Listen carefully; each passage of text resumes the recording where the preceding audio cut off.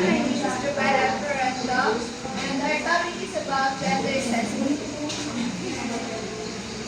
Gender sensitivity is an act of being sensitive to the ways people think about gender. It is a practice to ensure that people reflect on assumptions about traditional and outdated views on the roles of men and women. So gender sensitivity, simply explained, being sensitive means being aware of other people's beliefs. Gender sensitivity in this context refers to taking into account the feelings of people of all genders. This is significant because men and women think differently and as a result have different perspectives.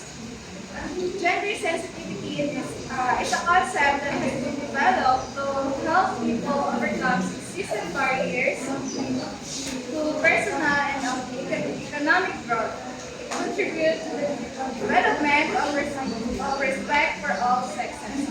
So let's look into the deeper meaning of this topic along with some scenarios of what if one does not practice gender sensitivity. So what can you say about this? Can you associate each color to a gender of doll? Blue for boys and pink for girls.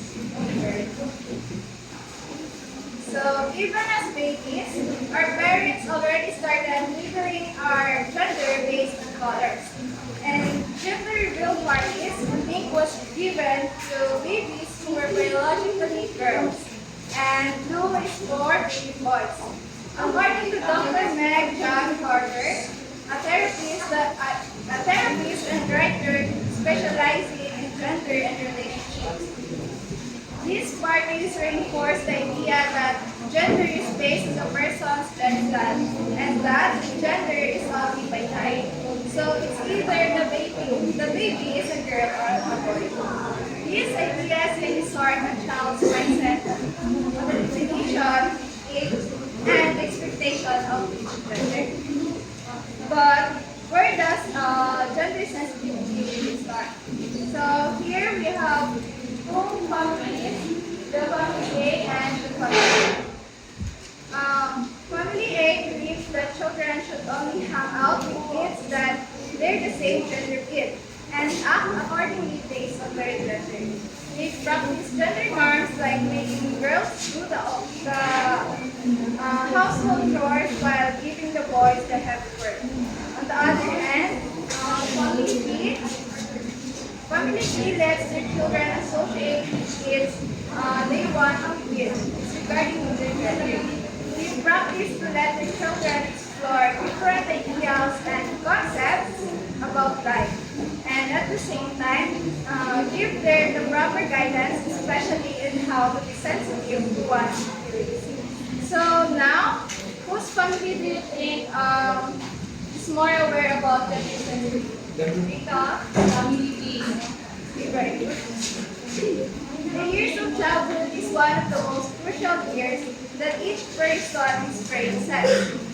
This is where ideas and beliefs usually start, where children easily believe what adults say, especially the practice of gender norms that are still applied today.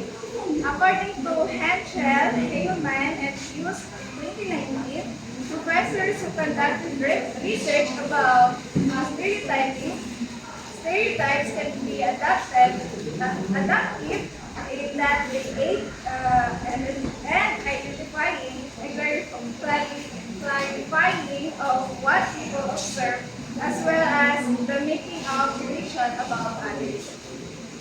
Gender stereotypes are influential because gender is a distinguishing characteristic of a person that is easy to recognize and remember. Children, after all, pick up on gender stereotypes from their close surroundings and learn on how to act in gender-appropriate ways. Proper guidance from the parents can help enlighten the children to understanding on how to practice proper gender sensitivity. So to answer those questions, gender sensitivity starts at home.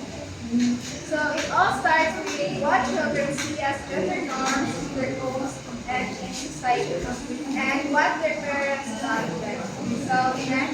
So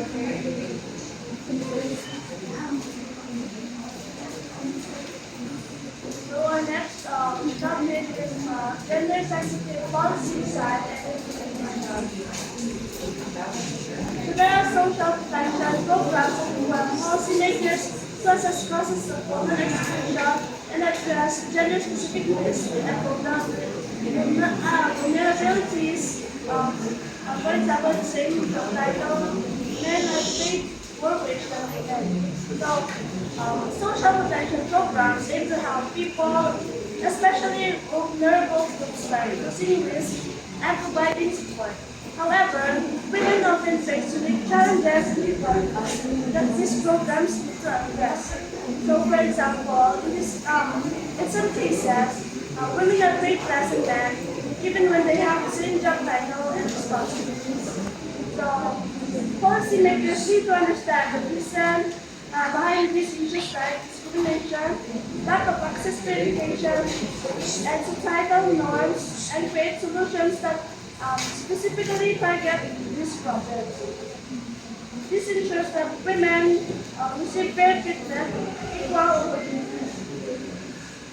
It is then must that states or constitutional language that the impact of the social protection programs are gender neutral. Therefore, they should. So, first one is social protection programs should address different challenges women face, such as unequal pay and limited opportunities, both while also meeting their needs at every stage of life. So, to make these programs fair and effective, policymakers need to study data to understand struggles, both men and women. This helps create inclusive strategies that creates discrimination and provide equal support for everyone. So B, to ensure respect and acknowledge the role of women as care providers. So as we all know, women are care providers, especially present most people. So we really have to respect and acknowledge their role. When we say care providers, we will think this is mostly assumed that it's only women that should take the caregiving roles. So instead of these stereotypes, we should promote fairness and share the responsibilities equally between men and women. For the language, establish accessible, gender sensitive, good quality social services which take into account the obstacle faced by women in accessing such services. So, create social services that are easy for everyone to use and consider the specific challenges women face, such as lack of time, safety concerns, or limited resources. This service should be designed to meet women's needs and ensure they are treated fairly and with respect. Ensure gender sensitivity, eligibility criteria, and do not impose requirements that disproportionately disadvantage women. So, set fair goals for who can access programs, making sure they don't unintentionally make it harder for women to qualify. So the criteria should consider unique challenges and ensure they have equal chance to benefit. As for the letter B, policymakers should ensure the effective participation programs and ensuring a gender balance at all levels of the social protection program. So policymakers should involve women in managing social protection programs and make sure there's a balance of men and women decision-making roles at every level. This helps create fair and inclusive programs.